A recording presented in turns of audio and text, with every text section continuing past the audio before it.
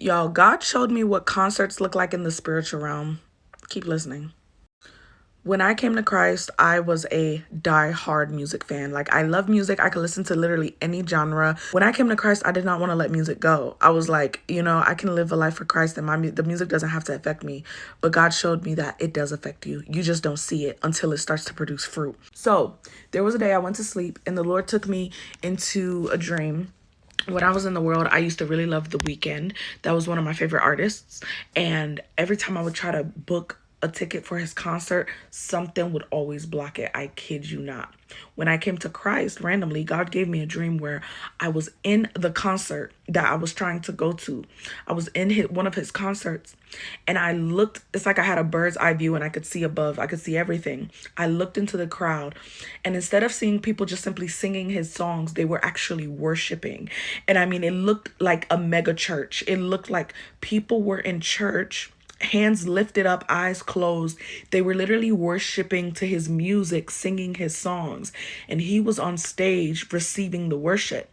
And then he went backstage and he took his face off.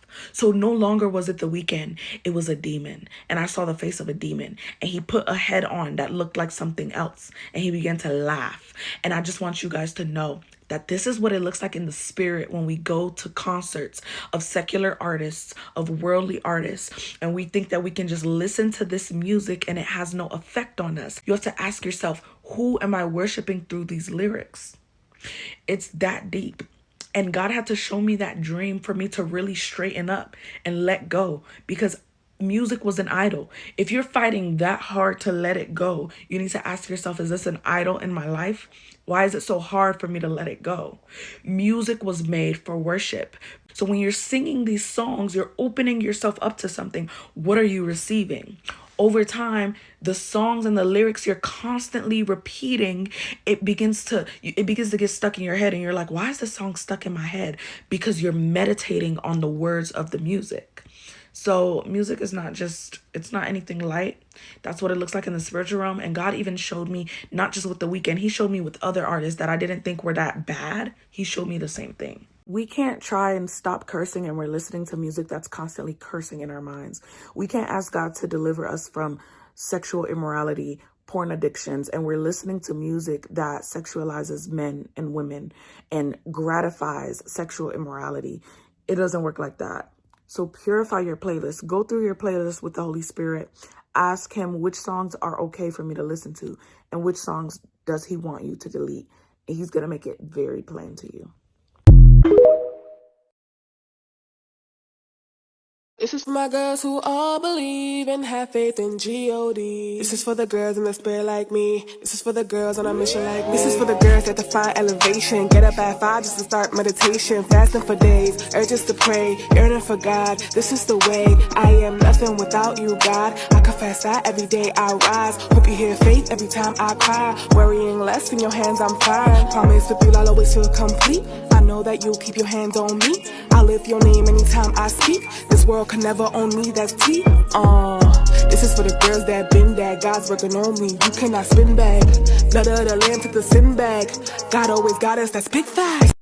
This is your reminder never to fight over a man. These are wild kangaroos, and this male kangaroo is looking for a female kangaroo to mate with. So he then came across this young kangaroo, Keisha, and he's like, okay, Keisha looking real thick. So he figures out like, boom, Keisha's the kangaroo that I'm choosing that I want to be with. He is claiming her. He's walking side by side with Keisha to show all the other kangaroos in the hood that this is my girl and y'all see me, okay? Y'all see me and this is my girl. So then he sees another kangaroo snipping up on Keisha. He like, on my granny, I know you're not talking to my girl. So he stands up because he's like, let me see if I'm seeing what I'm seeing. So bet he's over there talking to my girl, say less. So boom, he's on the way to go talk to him as a man because this ain't even your hood, my boy. What you doing over here? And you know that that's my girl. So the other kangaroo like, square up then, fool, because I want to talk to Keisha. Oh, you want to talk to Keisha? I just told you that that's my girl. So he like, that ain't what she was saying last night. Oh, word, say less. Boom, they're going at it. He's like, stop pulling my hair. Get your hands out of my face. So they going at it. And there you have it. The males fighting for the female. I don't know how we got here. I don't know why you're fighting his baby mama over Pookie and Ray Ray that's not even claiming you. Never in the history of the animal kingdom have I seen the female fighting for the male. A wild kangaroo knows better. When she was in rehab, I sent her a letter that said, I chose you then, and I choose you now.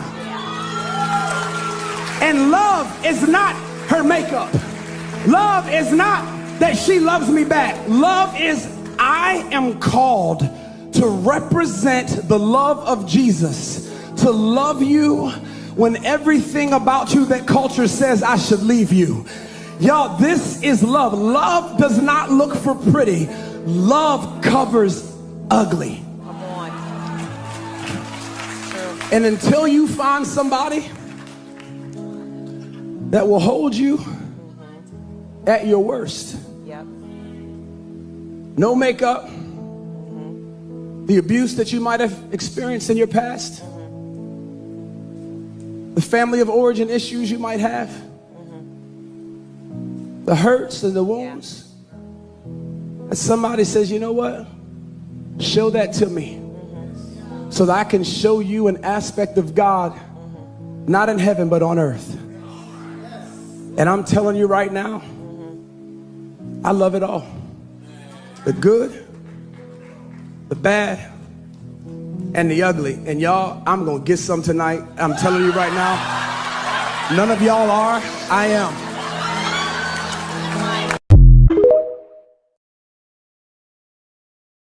God looks long term.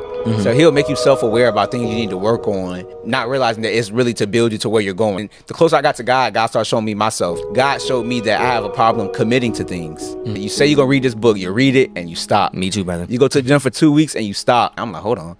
I got commitment issues in a way, and I'm not talking about relationship. But something as small as that, it can translate over to a relationship and my job and what I'm called to do. Because if I don't commit to the smallest thing as cleaning my room, I don't commit to the smallest thing as reading a book fully after I said I'm gonna do it, or going to the gym consistently when I made that one of my goals, I'm not gonna commit to the things that I want to do for myself. So that's why a lot of us shortchange ourselves, because we haven't committed in one thing yet. So I just believe that the stuff he shows us it's for, he wants to correct it in the small stages, so it's not a problem on the big stage.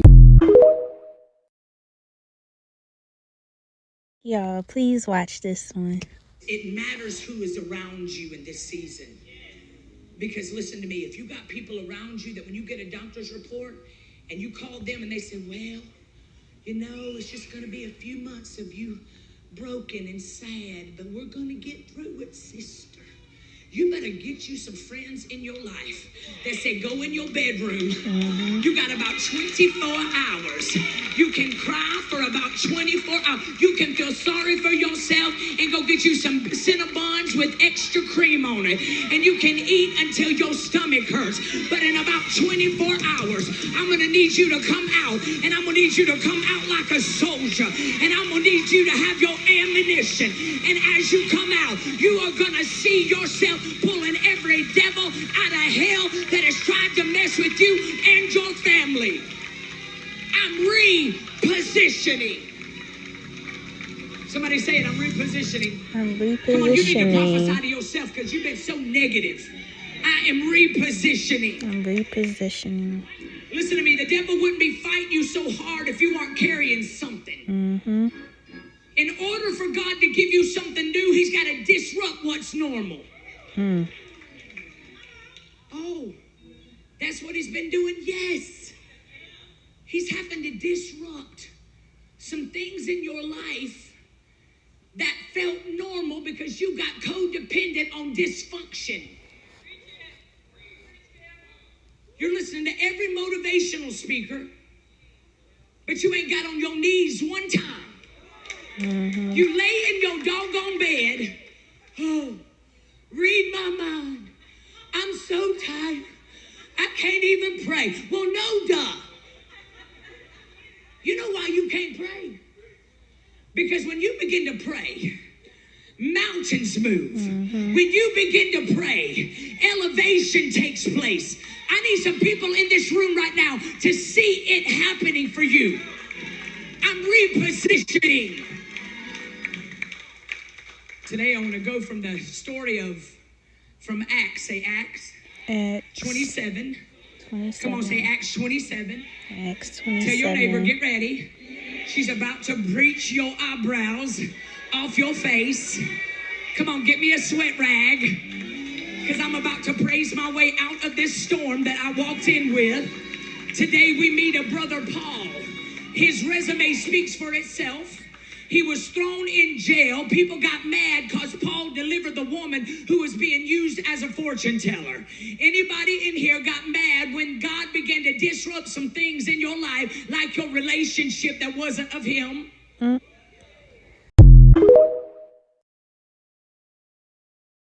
I want to speak by faith that I was at home trying my best to get my clothes out the washing machine and the door would not open.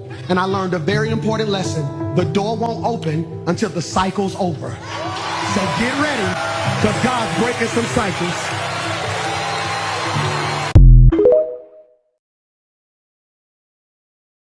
Get him black. Get him black. Get him black. Get him black. Money. Fuck him up. I play. Get him right. Tighten up. Get right. Get him black. Tighten up. Fuck him up.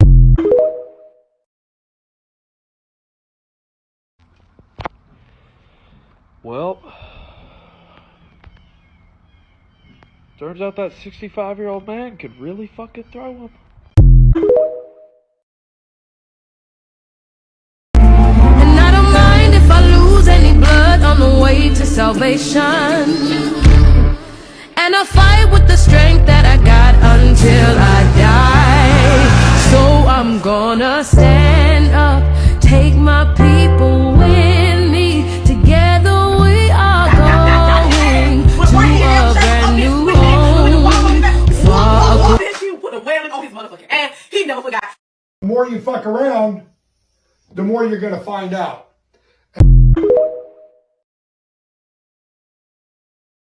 Hey, I'm really proud of y'all. Montgomery Brawl. Bitch, not one but them all. Montgomery Brawl. Shout out bro that can swim. Montgomery Brawl. Salute shit, really all of them. Montgomery Brawl. Shout out Unc with the chair. Montgomery Brawl. Everybody that was there. Montgomery Brawl. Threw the hat off at the start. Montgomery Brawl. Man, shout out to the... My name is Point of View, and I'm joined today with the chair from what many are calling the Montgomery Riverfront Brawl. Is this you? It is. How are you today, DeMonte? Is it? I'm doing all right.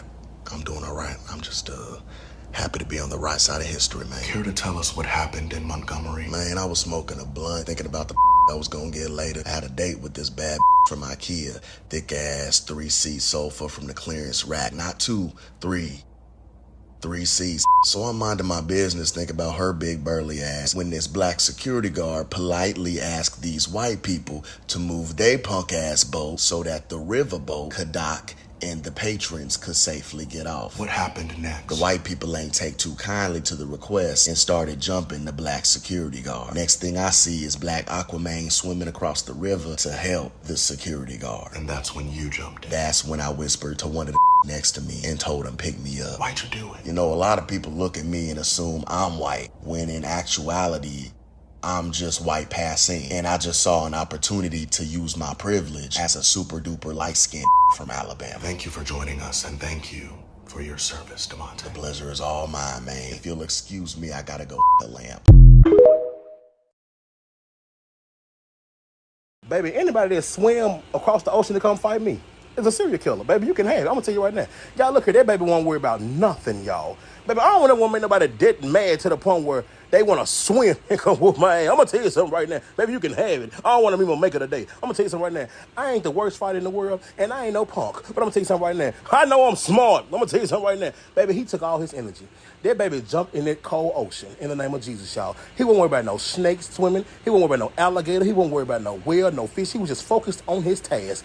Anybody that is that focused swimming across using that much energy, y'all, and they came over there and they took the one shoe off that they had, meaning the other shoe was on the other side or it's sinking to the bottom of the ocean in the name of Jesus, y'all.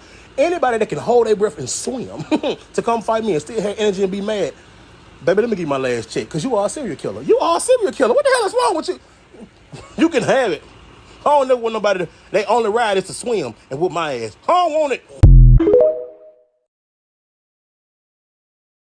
Hey, Hey, I'm really proud of y'all. Montgomery Brawl. Bitch, not one but them all. Montgomery Brawl. Shout out bro that can swim. Montgomery Brawl. Salute shit, really all of them. Montgomery Brawl. Shout out Unc with the chair. Montgomery Brawl. Everybody that was there. Montgomery Brawl. Threw the hat off at the start. Montgomery Brawl. Man, shout out to the girl.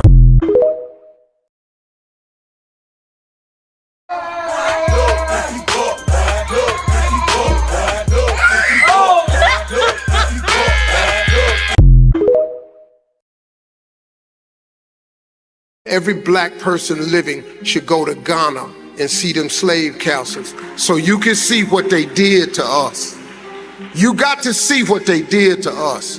You got to see how they built these dungeons underground and they put these churches on top and they dug holes in the ground to pump the music of what they call their Christianity into the holes while, man, they did, let me explain something to y'all. They walk them as far as they can first to make them lose weight. They put them in a room, then they cut a door, and after you've been in this room in 2 weeks, they walk you through this door. If you lose the right amount of weight, you fit through the door. If you don't fit through the door, you got to stay in this room right here. Then you in this room for another week, they make you lose some more weight. Then you fit through another door. If you can't fit through the door, you ain't lost enough weight. You got to go through 4 doors like that before you go through the door of no return.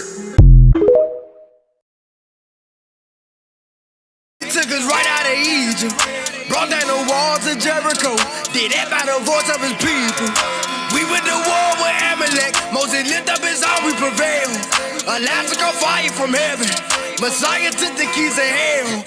Told Gideon 300 men, give him trumpets, the God of Abraham who really wanted. Protected Daniel, Ark, them lions did nothing. We had the Amorites dying and running. The father said hailstones and they crushed them. Open waters with the Ark of the Covenant. Pharaoh chariots, they really discovered it. Sign out still black at this time like some oven man. He gon' deliver us out of this lane. He did it one, about to do it again. Ancient of days, in your mighty hand. We reading your prophets and trusting your plan. Milk and honey, Father, we want the lane. I hope them fake Jews hear what I'm saying. He did it once, about to do it again. He did it once, about to do it again. Look what he did for his people. How can we ever forget? He took us straight out of Egypt. He about to do it again. Father, get rid of the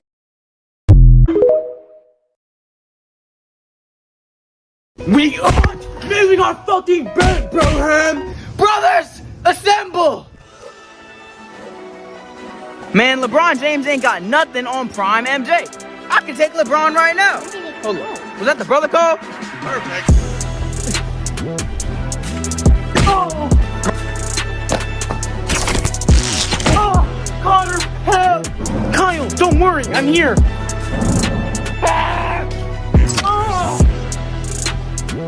Nah, I don't get paid enough for this shit, man. Who's that? They call me Aquaman. First black man to swim to a fight.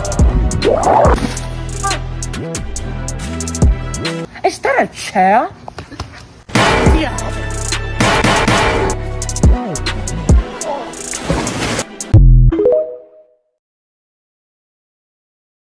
Stop fighting my peoples. We have to stop beating their ass. What the hell? Hit him again with the chair. The chair? Oh, hey, Unc, put the chair down. No, Unc, put the... Damn. Unc, you gotta go. Nah, fam, you doing too much.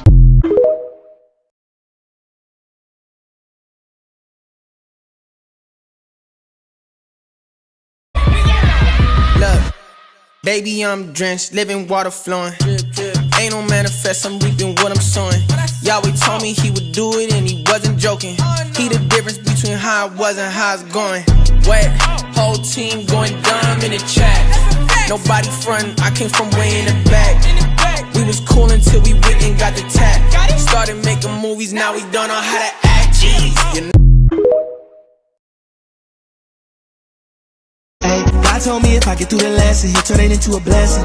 God told me if I get through the stress, and he'll turn it into a message. So I just hop on beats and speak the truth like I'm a reverend. Like Usher, I'ma slide and treat these beats like my confessions. Yeah, my God.